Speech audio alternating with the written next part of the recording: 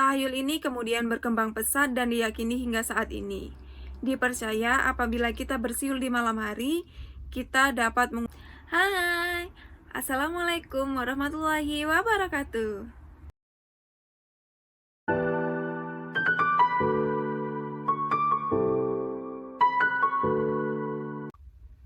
Terima kasih buat semuanya yang sudah mampir di channel ini. Di video kali ini saya akan membahas tentang 5 mitos yang masih dipercaya masyarakat Jepang hingga saat ini.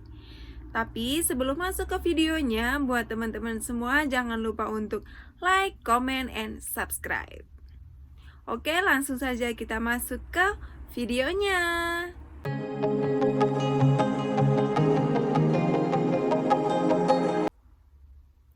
Berbicara tentang kepercayaan, keyakinan, dan juga mitos memang tidak akan pernah ada habisnya. Setiap orang dari berbagai suku dan budaya memiliki kepercayaan, keyakinan, tradisi, dan mitos mereka masing-masing. Bukan hanya di Indonesia saja, negeri yang berteknologi tinggi yang dikenal sebagai negeri Sakura juga ternyata memiliki mitos dan tahayul mereka masing-masing.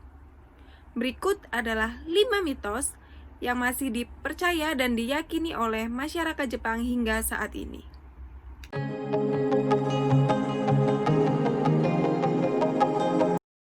Mitos yang pertama adalah nomor sial.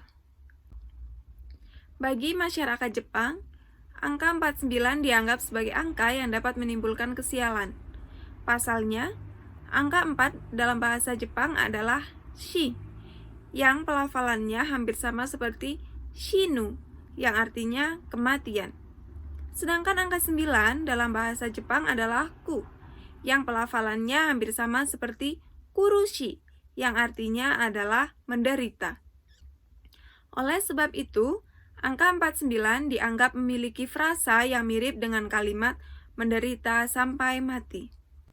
Penduduk Jepang juga meyakini apabila kita memberikan uang dalam jumlah genap kepada pasangan pengantin, maka pasangan pengantin tersebut dapat mengalami perpisahan. Oleh karena itu, penduduk Jepang selalu memberikan uang dalam jumlah ganjil sebagai hadiah untuk pernikahan. Misalnya, 1 mang, 3 mang, 5 mang gitu. Jadi nggak pernah ada angka 2, 4, 6, dan sebagainya.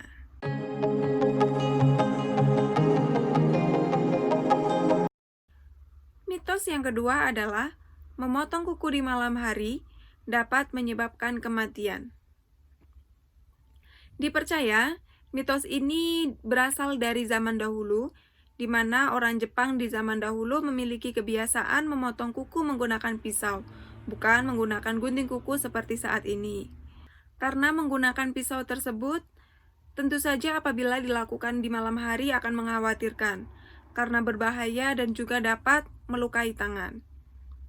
Meskipun mitos ini berasal dari zaman dahulu, dan sekarang ketika memotong kuku sudah menggunakan gunting, tetapi tetap saja apabila kita tinggal di Jepang, maka kita akan dilarang untuk memotong kuku di malam hari. Karena penduduk Jepang masih percaya apabila kita memotong kuku di malam hari akan menyebabkan kematian.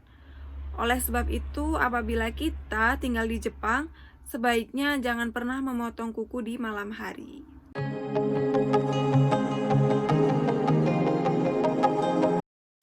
Mitos yang ketiga adalah etika menggunakan sumpit. Seperti yang kita ketahui, sumpit adalah alat makan yang paling sering digunakan di Jepang. Berikut adalah etika saat kita menggunakan sumpit. Yang pertama, jangan memindahkan makanan dari sumpit ke sumpit. Misal kita punya makanan, jangan sampai kita memindahkan dari satu sumpit ke satu sumpit. Jadi kalau misal kita ingin mendekatkan makanan ke orang lain, kita bisa menggunakan cara kita ambil dari satu tempat, kemudian kita letakkan di tempat lain. Atau kita ambil dengan piringnya, terus kita dekatkan ke orang yang ingin memakan. Jangan pernah melakukan memindahkan dari sumpit, kemudian orang yang menerimanya juga menggunakan sumpit. Ini tidak boleh dilakukan saat kita berada di Jepang. Kenapa? Karena hal ini dilakukan untuk memindahkan tulang manusia saat proses kremasi. Etika menggunakan sumpit yang selanjutnya yaitu jangan membentuk huruf X atau tanda silang menggunakan sumpit. Dan juga jangan menancapkan sumpit di nasi ataupun di makanan hingga tegak berdiri seperti ini. Karena posisi ini biasanya dilakukan di upacara pemakaman. Dan apabila dibawa ke kehidupan sehari-hari, dianggap kita akan mendapatkan kesialan.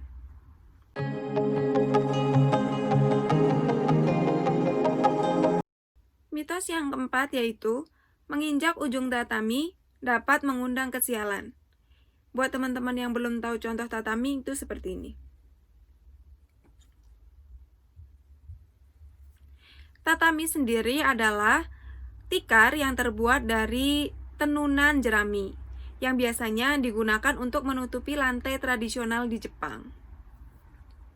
Ujung dari tatami biasanya dibungkus menggunakan bahan yang lebih dekoratif dan juga biasanya dihiasi dengan lambang keluarga sebagai pemilik tatami.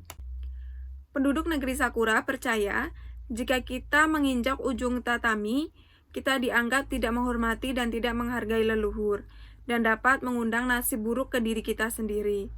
Jadi, saat kita berjalan di atas tatami, usahakan kita berjalan di tengah-tengah tatami. Jangan sampai menginjak ujung dari tatami itu.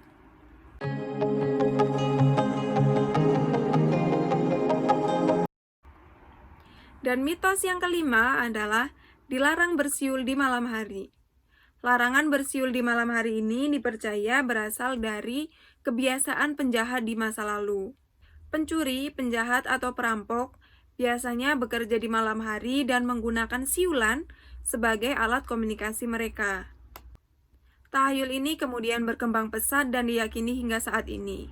Dipercaya apabila kita bersiul di malam hari, kita dapat mengundang ular, penjahat, hingga hantu datang ke rumah kita. Untuk itu, jangan pernah bersiul di malam hari, apalagi kalau kita lagi di Jepang.